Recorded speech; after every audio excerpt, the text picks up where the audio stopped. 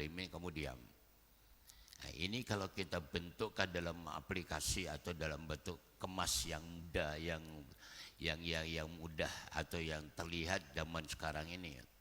Kalau ada orang menfitnah temannya, menghina, membuat berita-berita bohong dan sebagainya, baik melalui YouTube atau melalui SMS atau melalui apa saja, dan tuan-tuan juga diam, nah, tidak ikut menegur dan sebagainya, itu sama hukumnya. Coba bayangkan bukan, demi malah justru banyak yang menyokong. Orang itu membuat fitnah, menyebut temannya dengan kata-kata yang jelek, yang jahat, yang tidak sepatutnya diucapkan orang Islam. Tapi ternyata followernya banyaknya bukan main. Menyokong banyak bagaimana. Ini bagaimana ini? Dan ini berlaku di masyarakat kita sekarang ini. Mereka bangga untuk menghina temannya sendiri. Mereka begitu bangga karena sudah menggunakan teknologi yang canggih untuk menfitnah dan sebagainya. Dan tuan-tuan diam, bahkan menyokong. Padahal menyokong kezaliman itu jangankan menyokong, cenderung saja, condong saja sudah dicampakkan ke neraka. Maka suasana begini saya coba lihat, mari kita betulkanlah sikap kita. Jelas terlanjur apa dari kata, kita rujuk balik, taubat kembali pada Allah Ta'ala. Baik,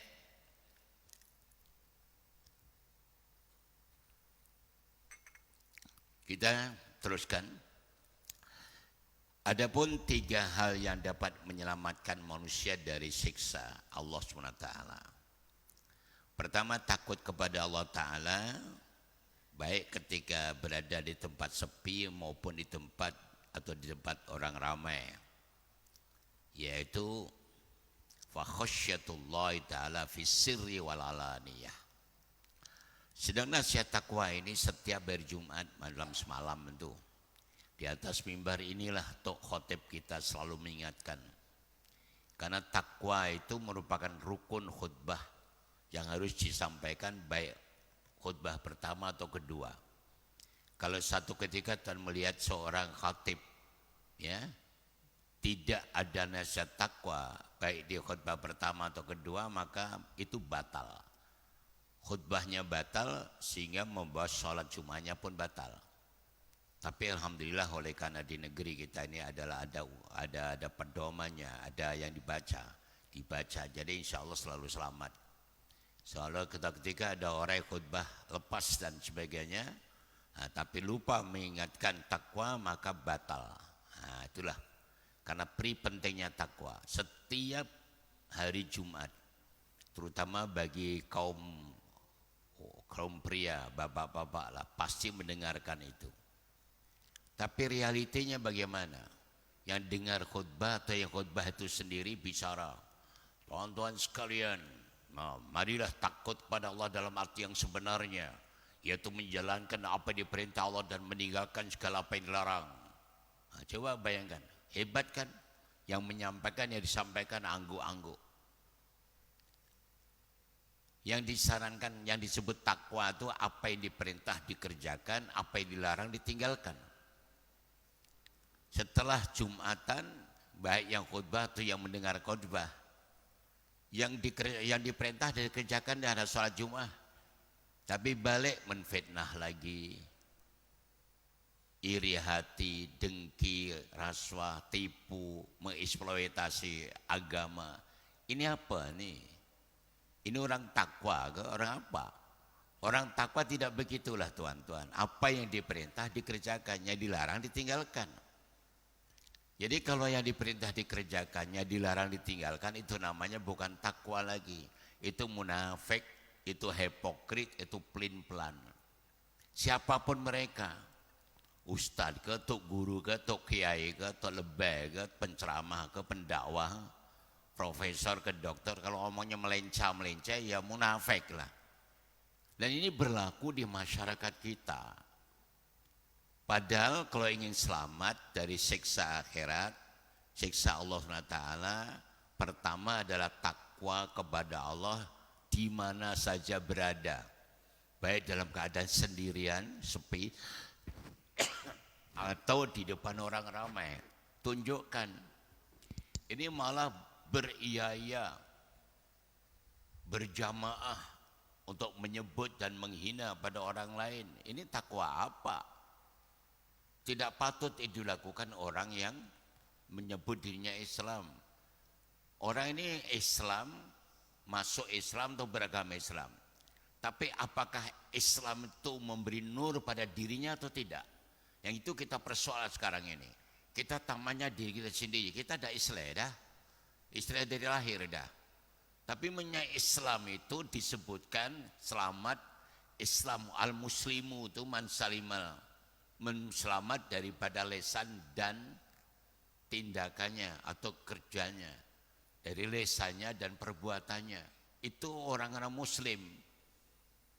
Tapi ternyata sekarang ini banyak orang Islam menyakiti dari mulutnya dan bahkan melakukan perbuatan-perbuatan yang tidak baik. Kan tidak sesuai. Jadi mananya Islam itu belum memberikan nur kepada dirinya, belum memberi cahaya pada dirinya, baru mengaku Islam tapi belum melaksanakan Islam. Jadi mari kita rujuklah, kita lakukan, kita adakan satu koreksi diri sendiri, sudah benar atau belum.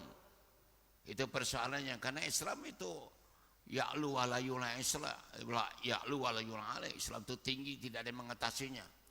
Islam itu benar belaka. Tapi kenapa orang Islam sendiri melakukan sesuatu tidak baik? Jadi mari kalau tuan-tuan ingin selamat, takwalah kepada Allah dalam arti yang sebenar, yaitu menjalankan yang menjadi perintah dan meninggalkan apa yang dilarang. Perintah ada dua pengertian, yaitu perintah yang mutlak namanya wajib, perintah yang alternatif namanya sunnah. Larangan juga begitu, yang mutlak namanya haram, yang alternatif namanya makruh. Jadi orang Islam kalau ingin selamat, wajib dan sunnah dikerjakan serentak, haram dan makruh ditinggalkan juga serentak. Ya jangan main-main. Karena yang menilai kita adalah Allah, bukan manusia. Kalau manusia pokoknya kita tuh populer, glamour, tuan-tuan kasih sering memberi duit pada mereka, mesti disokong tuan-tuan. Percayalah, walaupun kelakuan kita luar biasa jahatnya, tapi Anda memberi duit pada mereka, mengupah pada mereka, beres. Itulah keajaiban, tapi kenyataannya begitu. Baik. Yang kedua, berpola hidup hemat dan sederhana, baik saat tidak punya maupun dalam keadaan berkecukupan atau kaya. Wal qasdu fil faqri wal ghina. Dalam kehidupan kita kadang kita kaya, ada kadang miskin. Walaupun dalam kekayaan berlakulah sederhana. Kemiskinan juga bersikap sederhana, bersikap sedang-sedang, yang sedang-sedang saja. Jangan keterlaluan, jangan ekstrim kanan atau ekstrim kiri. Ada orang kaya ekstrim, dengan kekayaan yang melakukan sewenang-wenangnya, mentang-mentang segala sesuatu dia atur oleh dengan uang. Sehingga ada kaidah Arab Jawa mengatakan fihil fulus lulus, wa mulus wal telus wa get loss, mafil fulus mangfus. Coba menang karena dia cuma merasa duit, mengatur siapapun juga, perintah siapa dengan uangnya. Nah, ini namanya keterlaluan. Dia menyangka keuangan bisa menyelamatkan. Oke, mungkin selamat sementara di dunia, tapi jangan harap Tuhan akan selamat di akhirat. Kalau sudah Tuhan melakukan kezaliman kepada seseorang atau temannya di dunia, hati-hati, Anda hanya sukses di dunia. Sebab mahkamah Rabbun Jalil, mahkamah yang sebenar di akhirat nanti, yang Allah sendiri langsung yang memimpin, tidak ada peguam di situ. Nah, di situ Tuhan akan terkejut. Tapi jauh sebelum kita masuk sana sudah diingatkan oleh Rasulullah SAW dengan sabdanya, wahai sahabatku, yang artinya lebih kurang lah, kamu tahu tak umatku yang bankruptcy itu? Sahabat-sahabat menjawab, ya yang tidak punya real, tak punya dolar, tak punya ringgit, tak punya harta benda itu bankruptcy ya Rasul. Nabi menyebut bukan, umatku yang bankruptsi yaitu besok datang di akhirat dengan membawa segala amal solehnya, ganjaran dari amal solehnya, tetapi dituntut oleh orang-orang yang pernah dizalimi atau dihina di akhir, di dunia dulu. Oh, coba bayangkan, setelah mahkamah dari Allah Ta'ala, tahu-tahu ada rombongan dari timur, 10 bas umpamanya. Ya Allah, orang itu karena pemimpin, orang itu menzalimi kami, ya Allah. Kami mohon pengadilan. Gimana? Yang Tuhan dulu berbangga karena duit berbilion itu mana? Yang punya kereta mewah itu mana?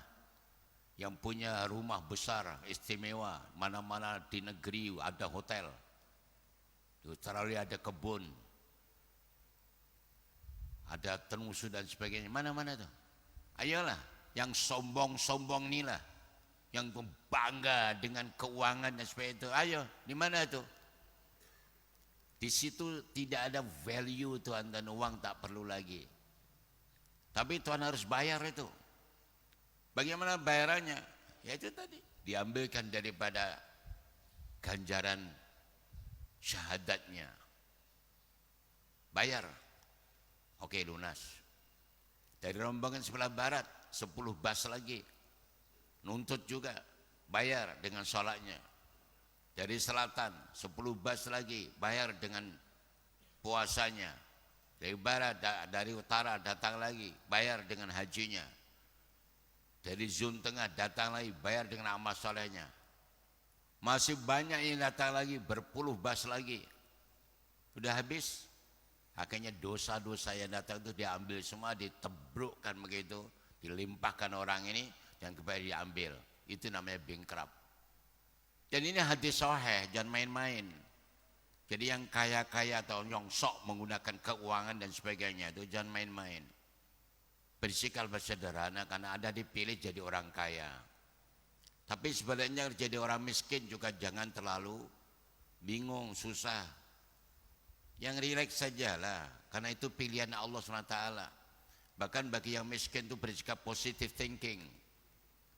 Karena suatu ketika Rasulullah Isra dan Mi'raj dulu diizinkan oleh Allah melihat kedudukan orang di surga.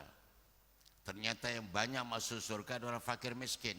Nah ini jadi miskin itu menjadi bangga. Tak apa, aku miskin atau fakir di dunia.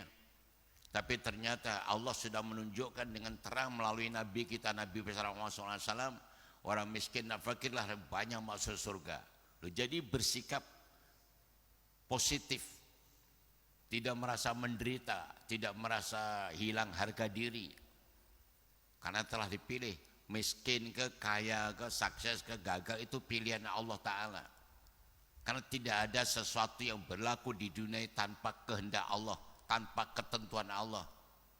Jadi kaya ke miskin ke sederhanalah, bersikap sederhana, wasatiyah. Kesederhanaan. Jangan beli bag tangan sampai harganya 50 juta dan sebagainya, terus berjalan miring-miring dan sebagainya. Itu namanya keterlaluan. Miskin asyik menderita, asyik suudzon aja. Kenapa aku jadi begini ya Allah, kenapa sebagainya? Ya gak bisa. Semua Allah tentukan dan masing-masing ada hikmah. Bagi orang yang sabar, ya kembalinya semua kepada Allah SWT. Insya Allah beres. Jadi bersikap sederhana, jangan keterlaluan. Itu kalau ingin selamat dari siksa Allah. Dan yang ketiga, selalu berlaku adil, baik saat senang maupun marah. Jadi waktu berlaku ada kita marah ke, kita ridho ke, harus adil juga. Contoh yang mudah, anak kita tidak sukses dalam belajar matematik dan Inggris. Wah, kita marah dan sebagainya. Karena kita sudah tuition kan sana, tuition sini, dan bayar sana, bayar sini, tapi kenapa gagal dan sebagainya. Marah. Tapi pada masa saat yang sama, tatkala anaknya tidak sholat maghrib, tidak sholat isya, tidak sholat subuh dan sebagainya, diam aja. Ini namanya tidak adil. Tuhan harus adil, marah kepada anak dari segi keduniaan atau keakhiratan. Mesti begitu. Jangan tidak seimbang. Masalah akademik, masalah dunia macam yo-yo. Pada melambat tuan-tuan sarjana-sarjana sekarang ini. Jadi kalau agamanya tidak kuat bisa membahayakan pada dirinya. Jadi kita tatkala marah pada diri ke, marah kepada keluarga ke, yang adil. Waktu ridho juga yang adil. Bila kita meridhoi istri kita, bila kita harus tidak ridho. Itulah maksudnya. Kalau ini ada pada tuan dan puan, insya Allah kita akan diselamatkan dari siksa Allah baik di dunia maupun di akhirat. Siksa di dunia itu sudah ada tuan-tuan bagi orang yang tidak bagi yang tidak takut kepada Allah sudah nampak sebetulnya. Allah dah tunjukkan. Walaupun siksa itu dalam bentuk kekayaan, popular, glamour dan sebagainya. Tapi sudah jadi popular, glamour, kondang kalau kau kaculondoro. Tapi semakin jauh daripada Allah itulah siksaan itu. Dan nampak itu siksaan daripada Allah. Sudah tidak dekat pada Allah itu very very dangerous tuan-tuan sekalian. Kita tidak boleh terlepas daripada berkomunikasi dengan Allah SWT. Terlepas sedikit saja satu siksaan itu. Itu demikian juga bagi orang yang tidak sederhana kehidupannya. Sudah nampak kehidupan.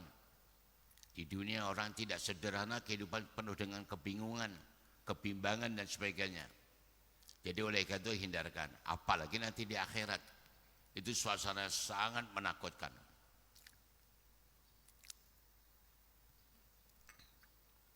Baik, itu yang pertama tuan sekalian. Wa amal muhlikat. Adapun yang boleh menghancurkan seseorang. Fasukhun syadid wa hawan mutaba wa ijabul mira wa ijabul mara binafsi. Ada 3 amalan yang boleh menghancurkan amalan seseorang, yang merusakkan. Pertama adalah bakhil, loke, bakhil, ketekut, cetil, bedidil, tetewel. Tuan-tuan jangan jadong bakhil. Orang bakhil itu jauh daripada Allah, jauh dari surga, dekat dengan setan, dekat dengan neraka. Itu bakhil. Allah tidak bersifat bakhil. Allah mencurahkan segala-galanya dari kita mulai bangun, mulai daripada rahim ibu sampai sekarang non-stop. Allah melimpahkan dan tidak pernah diperhitungkan pun. Tak ada perhitungan Allah melimpahkan begitu. Kenapa Tuhan bakhil? Bakhil ini melihat profesi masing-masing. Menurut kajian daripada Al-Allamah Hasan Al-Basri, kita ini dilebihkan oleh Allah Ta'ala di antara 6 ini. Coba di mana kedudukan Tuhan dan Puan? Ayo kita lihat. Allah meletakkan kita, posisi kita di mana yang Allah lebihkan pada kita. Tuhan harus tahu kelebihan kita masing-masing. Pertama, mungkin kita dilebihkan ilmu. Baik ilmu agama atau ilmu akademik. Jadi Tuhan kalau dilebihkan ilmu, jangan bakhil dengan ilmu itu. Sampaikan pada orang lain.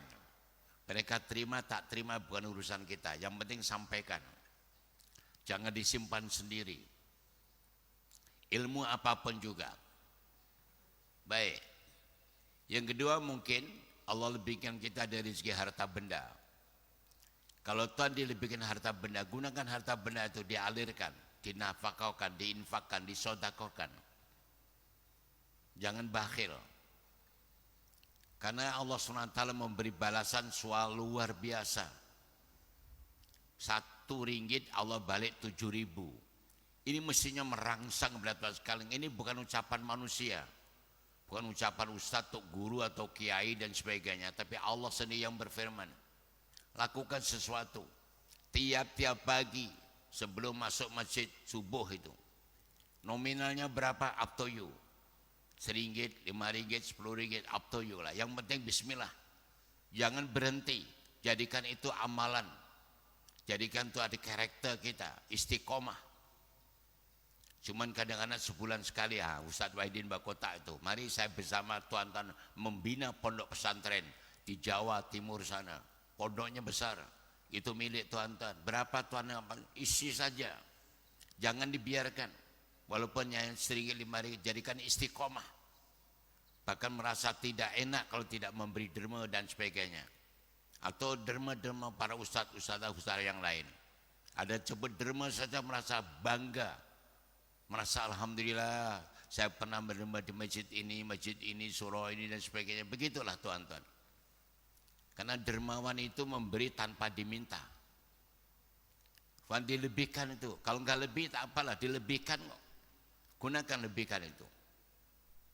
Atau yang ketiga, diberi kelebihan dari segi pangkat dan kedudukan.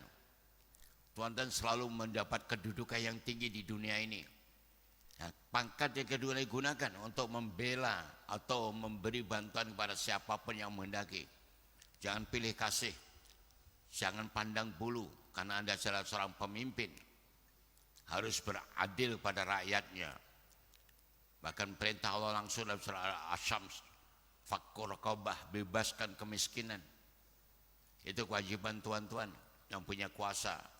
Jangan hanya mementingkan pribadinya, jadi kuasa malah memperkaya diri, memperbaik keluarga, memperbanyak kroni, nepotisme dan sebagainya. Tidak, kita bantu. Itu ketiga. Atau mungkin yang keempat, diberi tuan-tuan tenaga yang prima, tenaga yang kuat. Walaupun sudah pensiun masih kuat. Bantu masjid-masjid, bantu surau-surau, bantu gerakan-gerakan Islam. Bagaimana caranya? Banyak caranya. Yang penting tenaga itu dimanfaatkan. Jangan dibiarkan begitu saja. Sebelum kita, kan ada satu hadis Rasulullah SAW yang menyebutkan ightanim khamsan qabla khamsin. Jaga 5 sebelum datangnya 5. Salah satu jaga sehat sebelum sakit kamu. Jadi Tuhan sekalian, baik, terima kasih Bu. Jaga sehat sebelum sakit kamu. Jadi belum masih sehat, badannya masih sehat, gunakan. Kalau udah sakit terus tuan-tuan, berat. Ya contohnya yang ngomong inilah, dari semua yang sudah lansia. Allah Ta'ala telah mengurangi gerakan badan kita. Jadi sekarang ini Tuhan saya sendiri dalam keadaan bulan 2 bulannya lalu selalu keluar masuk hospital aja. Dan kemudian diputuskan oleh pihak dokter saya harus dialisis. Dan alhamdulillah sudah kita lakukan 1 minggu 3 kali Tuhan sekalian, yaitu Selasa, Kamis dan Sabtu. Jadi lepas kita kuliah subuh ini nanti jam 10 kita dialisis. Dan setiap dialisis ada 4 jam. Nah ini sudah dikurangi. Kenikmatan kita ada dikurangi oleh Allah Ta'ala sekalian. Dan itu reality. Ini ada kita hanya samina wa ta'na. Tapi dalam masuk hospital Tuhan mendapat pelajaran yang luar biasa. Apa pelajaran yang saya terima Tuhan sekarang? Alangkah terkejutnya. Umat Islam sendiri, saudara kita sini yang sakit tuan-tuan. Ya macam-macam sakit. Tapi tatkala subuh, duhur, asar, maghrib, isya, azan dikumandangkan, dia tidak sholat tuan-tuan. Masya Allah. Luar biasa. Ini kasihan betul.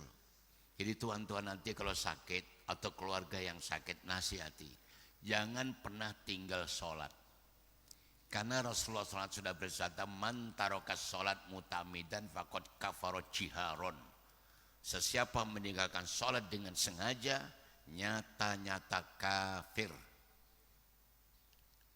Ya dalam hospital sakit, ya tengok apa adanya lah.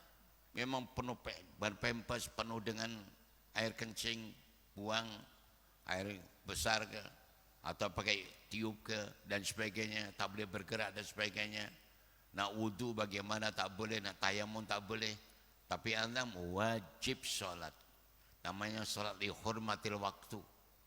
Dalam keadaan tergeletak begitu, kan otaknya masih jalan, masih punya akal, masih bisa berbual, masih bisa makan.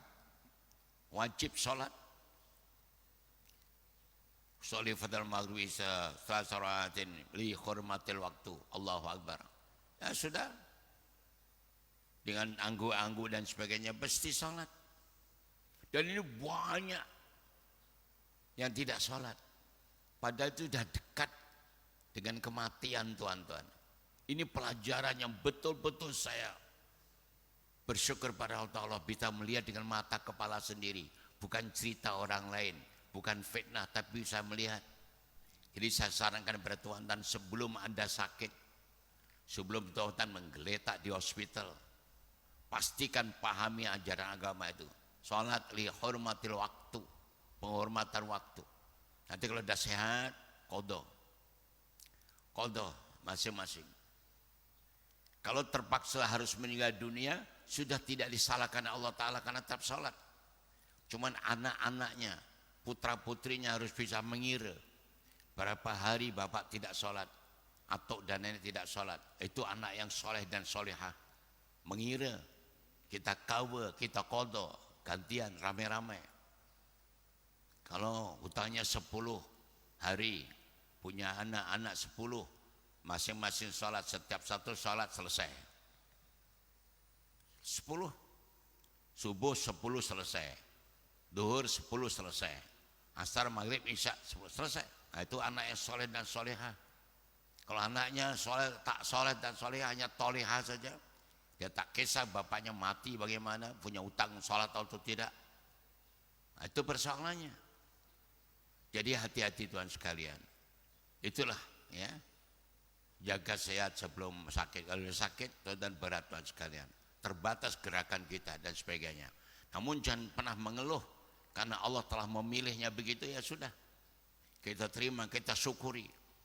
Kita belajar di dalam itu namanya pemahaman kita, akidah kita pada Allah Subhanahu wa taala. Karena Allah sudah memberitahu pada bulannya lepas, saya ingatkan, Allah suka kepada hambanya 3.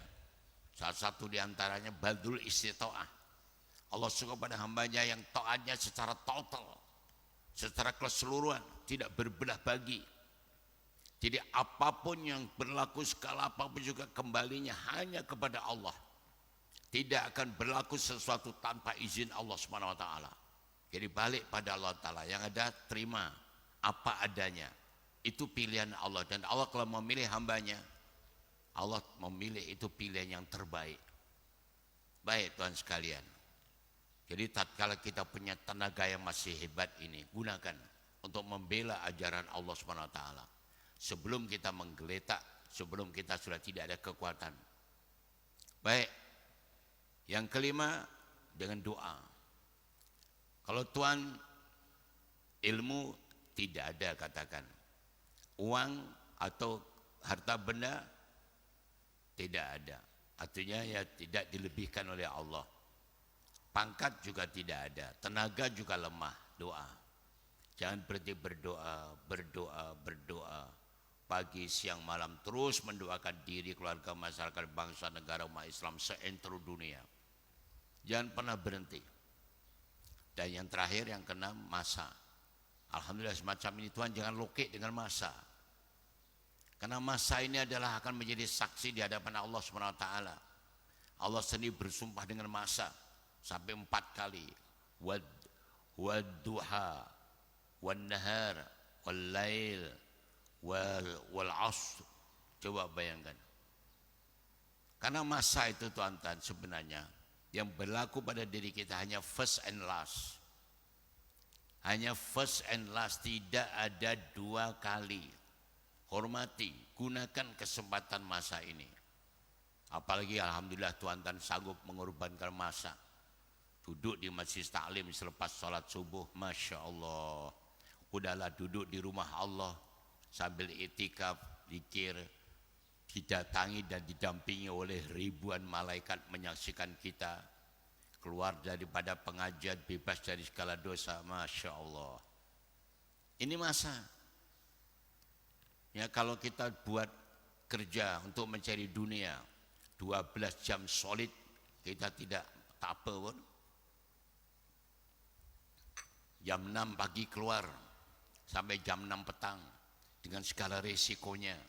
Maksudnya apa? Dengan hujan lebatnya, kadang meredah banjir, tolnya, traffic jamnya, dan kadang-kadang pergaduan di pejabat, and so on lah. Itu Tuhan boleh lakukan tiap hari, oke pun. Tapi kenapa hanya maghrib sampai isya? Atau subuh itu pun hanya Sabtu dan Ahad, katakan tuh. Kenapa tidak digunakan kesempatan ini Tuhan sekalian untuk mengcover jangan hanya kepentingan dunia yang kita dahulukan. Ya, oke Tuhan sekalian, inilah di mana posisi kita lakukan. Apalagi kalau bisa 6-6-nya ini.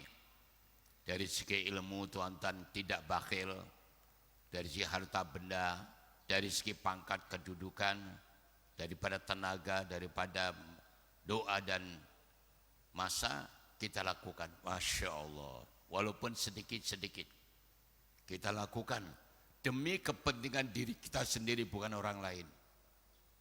Karena setiap yang kita lakukan Allah akan balas pada diri kita. Ya, siapa rajin ya dapatlah. Faman ya'mal misqala dzarratin khairan yarah. Tapi kalau faman dari yang syarra yarah. Baik. Itu yang pertama. Yang kedua, senantiasa memperturutkan hawa nafsunya, yaitu hawa mutaba. Ingat Tuhan, dan Allah sendiri yang mengingatkan kepada kita, innan nafsa la'amaratu bisu'. Sesungguhnya nafsu itu selalu mengajak berubah jahat. Lalu jangan pernah menuruti hawa nafsu. Nafsu selalu mengajak berubah jahat.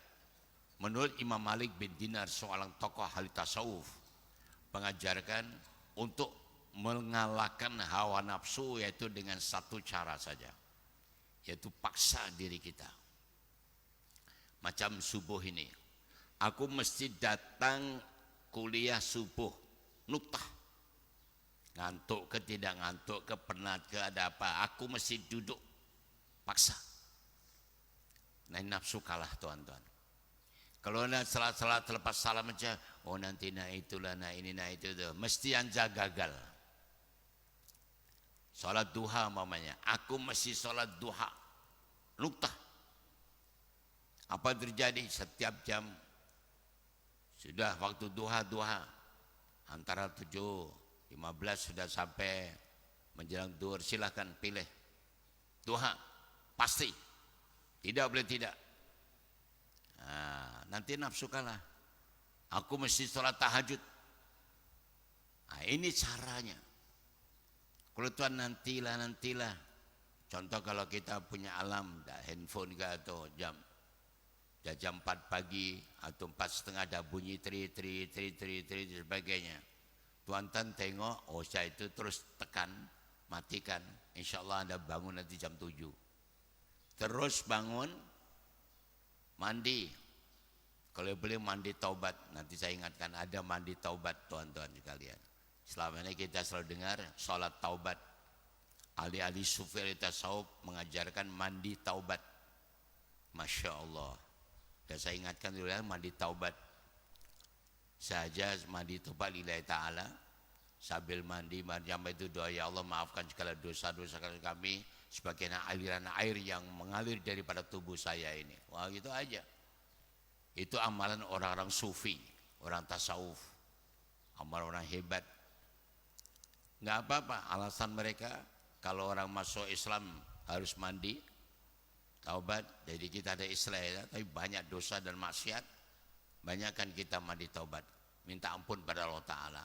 Oke, waktunya menjelang subuh atau sebelum sholat tahajud. Baik.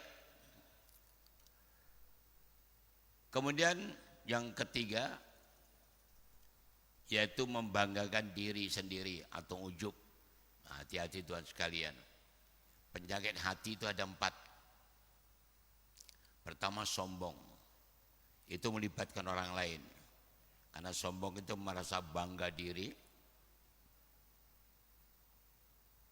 Sombong itu adalah menolak kebenaran dan menghina orang lain. Jadi terlibat orang lain. Riya kedua, suka pamer kepada orang lain. Sum'ah yang ketiga, suka malah didengar-dengarkan. Orang tak dengar kita marah, orang dengar-dengarkan. Tapi ujub, nah ini tidak melibatkan orang lain. Ujub itu pada diri sendiri.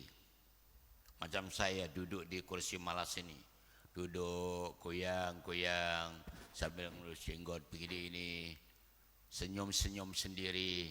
Wah, akhir-akhir ini saya selalu sukses saja. Apa sudah jadi wali agaknya saya ini ya. Banyak orang tarik pada saya macam ini, saya macam itu. Ya, dia membanggakan diri. Seolah apa yang dilakukan itu luar biasa. Ini ujub namanya. Dan kalau Tuhan punya sikap ini, akan rusak amalan Anda. Jadi oleh karena itu tak payahlah. Karena kita bisa ini, bisa itu semua hanya anugerah daripada Allah. Kita harus paham ayat la haula wala quwata illa billah. La haula itu tidak ada daya untuk mengelak dari perbuatan dosa. Wala quwata, tidak ada kemampuan untuk berbuat taat. Illa billah, kecuali pertolongan dari Allah. Nah, jadi tuan-tuan, kita pasti akan dosa, pasti akan salah, pasti akan keliru, pasti akan berbuat taat. Itu semua atas bantuan dan pertolongan Allah. Tidak kemampuan diri kita, tak ada kemampuan diri kita. Bahkan kalau kita rujuk kitab Al-Hikam, akuilah kehambaanmu, kamu akan disayangi Allah. Sifat kehambaan yang asli manusia itu adalah bodoh atau tolol, fakir, lemah, dan tidak ada kemampuan apapun tanpa izin Allah. Hati-hati, kita akui itulah kita sebenarnya. Tidak ada kemampuan apapun, tuan-tuan. Jangan sampai kalau setelah kita jadi kaya, populer, pinter sedikit aja, mendabik dada dan sebagainya. Baik. Jadi jangan membanggakan diri sendiri. Itu yang ketiga. Kita habiskan tuan sekalian. Adapun yang boleh mengangkat derajat seseorang. Ini kesempatan. Kalau Datuk, Datin, tuan sekalian ingin diangkat derajatnya oleh Allah,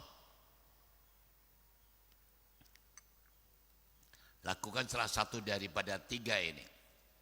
Pertama, ifsya'us salam, yaitu memperbanyak salam, menggiasiarkan salam, membudayakan ucapan salam di kalangan kaum muslimin. Alhamdulillah masyarakat kita sudah luar biasa. Setiap ketemu dengan temannya salam, salam, assalamualaikum, salam. Jadi menyebarkan salam itu sebagai tanda kita akan diangkat derajat kita oleh Ta'ala. Salam sekategori siapa? Assalamualaikum. Temu di pasar basah ke pasar kering, di mana assalamualaikum. Jadi orang itu, masya Allah bagusnya teman saya ini. Aci dia salam, menegur saya. Salam itu menegur. Yang ucap salam, menegur. Dan nanti terkenal. Wah, kamu tahu tak teman saya begitu ya? Dia asik salam, aja bagusnya macam itu. Nah itu, tuan-tuan insya Allah. Terima kasih tuan. Baik, ya tahniah tuan sekalian yang begitu. Di mana saja salam.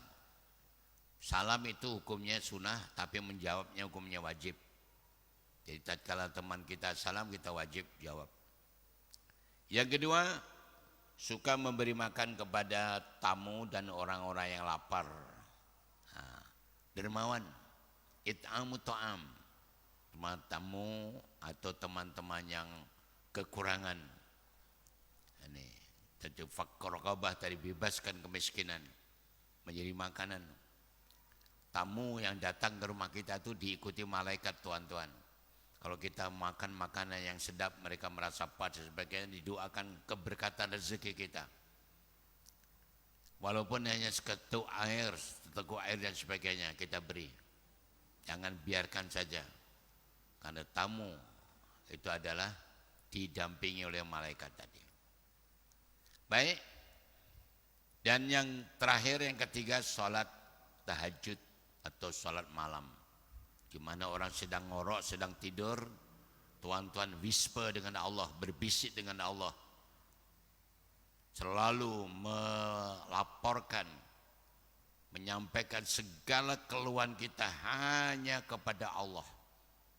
di mana orang tidak dengar dan sebagainya, Tuhan bicaralah sebebas-bebasnya dengan Allah Ta'ala. Segala masalah kita sampaikan kepada yang maha menyelesaikan, yang maha mengetahui, sampaikan itu.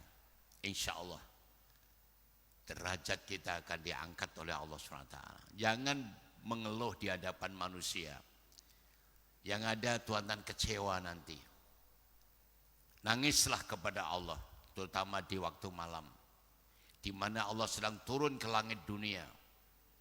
Rujuk dalam kitab Ayyuhal Walad oleh Imam Al-Ghazali, setiap 2/3 malam Allah turun ke langit dunia dan menyampaikan 3 perkara penting.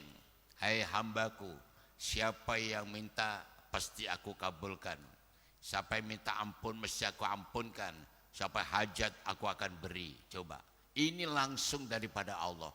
Dan Tuhan lakukan di saat itu. Masya Allah, luar biasa. Lakukan secara istiqomah, walaupun hanya sembahyang 2 rakaat.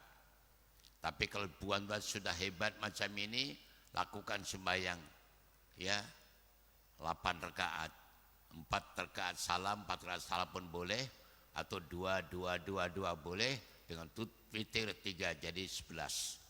Lakukan begitu.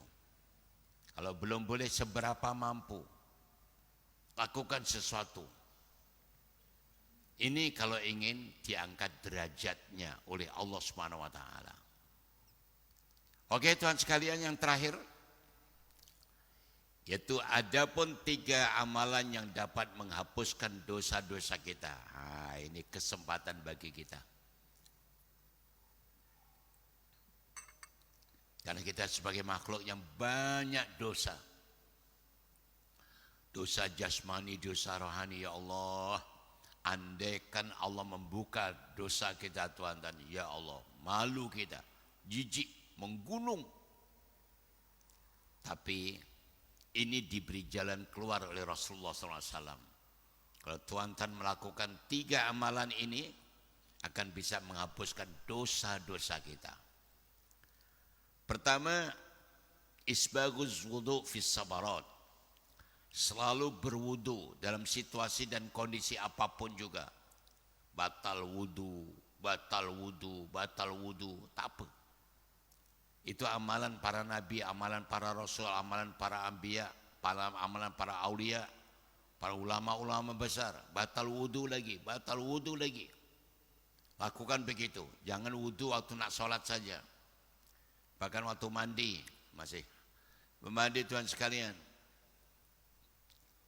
memandikan putranya atau cucunya, coba dilatih. Walaupun dia belum bisa apa-apa, dilatih wudu. Nanti apa ini? Ini wudu. Nanti diajak lepas wudu, sholat-sholat syukur wudu kalau sudah dewasa. Kalau masih kecil tak apa. Tuhan juga begitu, walaupun mandi biasa wudu. Terus sholat syukur wudu. Itu kebanjarannya luar biasa. Jadi, jadikan ini selalu dalam keadaan suci. Kalau kita dalam keadaan suci, malaikat mendekat kita. Iblis jauh daripada kita. Kalau di dalam keadaan kotor, iblis yang mendekat, malaikat menjauh. Jadikan diri kita berangkat kerja, balik kerja dalam keadaan suci. Masya Allah. Pastikan begitu, latihan. Paksa diri kita buat begitu. Itu yang pertama. Kedua, naklul aqdam ila jamaah. Yaitu memindahkan kaki atau berjalan untuk pergi sholat jamaah. Alhamdulillah seperti Datuk nanti sekarang ini. Dari rumah pergi ke masjid untuk berjamaah, pergi sholat untuk berjamaah. Berjalannya itu bisa menghapuskan dosa. Langkahnya itu, langkah berangkat dan langkah balik menghapuskan dosa. Dan hadis lain menyebutkan setiap 1 langkah 10 kebaikan. 1 langkah yang sama 10 derajat, 1 langkah yang sama 10 dosa digugurkan. Ya Allah, tahniah Tuhan-Tuhan sekalian. Bersyukurlah pada Allah Ta'ala karena kita telah melakukannya begitu. Ditambah jalan ini, berjalan menuju sholat jamaah bisa menghapuskan dosa-dosa. Dan terakhir sekali, yang ketiga, sholat, menunggu sholat sebelum datangnya sholat. Intidarus sholat, batas sholat, itu qabla sholat. Itu dikenali sholat sunnah rawatib, sholat sunnah qobliyah dan ba'diyah. Sebelum sholat berjamaah, kita sholat sunnah dulu. Nabi selepas sholat jamaah, kita sholat ba'diyah. Yang sholat ba'diyah yang ada, yang tidak ada hanya subuh dan asar, tidak ada ba'diyah. Lainnya boleh. Lakukan dengan jujur. Tuhan sekalian, ini bisa menghapuskan dosa-dosa kita. Subhanallah. Alhamdulillah rabbil alamin. Syabas dan taniyah bila Tuhan yang sudah melakukannya. Yang belum, alhamdulillah, diulang balik pelajaran ini. Oke, saya simpulkan Tuhan sekalian. Waktu duha sudah sampai. Pada pelajaran pada hari ini hadis sahih yang disampaikan oleh Sayyidina Abi Hurairah radhiyallahu anhu menyebutkan bahwa Rasulullah SAW mengajar pada kita ada 3 amalan yang boleh menyelamatkan seseorang, 3 amalan yang boleh menghancurkan amalan seseorang, 3 amalan yang boleh mengangkat derajat seseorang, dan 3 amalan yang boleh menghapuskan dosa-dosanya. Adapun yang boleh menyelamatkan yaitu 3, takut kepada Allah di mana saja berada, baik secara sepi ataupun ramai. Kedua, berpola hidup sederhana, hemat, wasatiyah. Dan ketiga, selalu berlaku adil, baik saat senang atau dalam keadaan ridho atau dalam keadaan marah. Adapun 3 hal yang dapat membinasakan amalan seseorang. Pertama, apabila bersifat bakhil, lokek, kedekut. Kedua, senantiasa memperturutkan hawa nafsunya. Dan ketiga adalah membanggakan diri atau ujub. 3 hal yang dapat meninggikan derajat atau mengangkat derajat seseorang. Pertama, suka memberi salam, ifsya'us salam, mensiar-siarkan salam. Kedua, suka memberi makanan kepada tetamu dan orang-orang yang memerlukan atau fakir miskin. Pokoknya suka memberi makanan, antar ke masjid, antar ke surau, antar bungkusan pada siapapun, pada miskin gelandangan, miskin kota dan sebagainya, terserahlah, banyak tekniknya. Dan yang ketiga, sholat malam, qiyamul lail, di mana orang sedang tidur, Tuhan bangkit dan berbicara dengan Allah SWT. Dan yang terakhir, adapun yang boleh menghapuskan dosa-dosa seseorang. Pertama, selalu berwudu. Usahakan kita selalu dalam keadaan suci. Kedua, melangkahkan kaki untuk menuju sholat jamaah.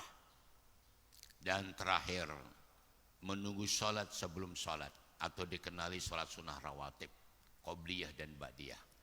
Tahniah tuan sekalian sudah melakukannya belum? Jom, ada kesempatan lakukan yang terbaik. Mudah-mudahan kita mendapat ridho dari Allah Ta'ala. Baik tuan sekalian, itulah kuliah kita pada pagi yang berbahagia ini. Terima kasih di atas segala-galanya. Terima kasih atas doanya tuan sekalian. Doakan kami selama ini kami sedang tadi rawatan dialisis tuan sekalian. Kami sedang memohon pada pihak JAIS untuk mendapatkan bantuan zakat tuan sekalian ya. Pasal dialisis itu bukan murah. Sekali dialisis adalah Rp200. Tapi kadang-kadang ada tambahan untuk obat-obatnya itu 230 purata lah. Jadi 1 minggu 3 kali. Bayangkan tuan sekalian, doakan kami mampu untuk melaksanakannya. Dan terima kasih atas segala doanya tuan sekalian. Karena alhamdulillah banyak ada murid-murid pengajian, mungkin termasuk tuan sekalian begitu, menghantar kami melalui online, melalui dan sebagainya untuk meringankan. Saya ucapkan ribuan terima kasih. Hanya semata-mata sebagai sayang pada ustadznya, sayang pada gurunya, terserah. Itu hak tuan-tuan masing-masing dan sebagainya. Tapi yang jelas, lakukan suatu lillahi ta'ala dan sebagainya. Baik tuan sekalian, dan terima kasih juga pondok kita ini. Saya beli tanah pertama kali harga 230 juta sudah lunas. Ini pembelian jadi tanah untuk tanaman buah-buahan dan sekalian kita akan tanam untuk demi masa depan pondok. Harganya lebih murah karena waktu dekat kampus itu yang mahal. Ini harganya 200 juta baru kami bayar separuhnya Tuhan sekalian. Jadi kalau Tuhan membantu pada kami, itu Tuhan tidak lepas, itu semua dalam milik Tuhan sekalian. Jangan pernah ragu-ragu. Dan kami sudah terbatas sekarang ini, tidak seperti dulu. Kami bisa mengajak tuan-tuan datang ziarah ke pondok, tapi sekarang kami sudah tidak bisa, karena maklumlah dalam keadaan 1 minggu mesti 3 kali dialisis. Jadi oleh itulah Tuhan sekalian, yang ada kita sambil berdoa saja, mudah-mudahan pondok ini akan semakin maju terus, dan sekarang alhamdulillah dalam suasana progres yang lebih baik. Oke, itu aja. Terima kasih. Mari kita berdoa. Semoga diri kita, keluarga kita, masyarakat, bangsa, negara kita aman, tentram, sejahtera, baldatun thayyibatun wa rabbun ghafur, dan kita dijadikan keluarga yang sakinah mawaddah warahmah, putra putri cucu cici yang berguna bagi agama, manusia, bangsa dan negara. Bismillahirrahmanirrahim. Rabbana zidna ilman nafi'a wa amalan sholihan maqbula wa rizqan halalan wa rizqan thayyiban. Allahumma adkhilna mudkhala sidqin wa akhrijna mukhraja sidqin wa ja'alna sultanan nasira bi rahmatir rahimin.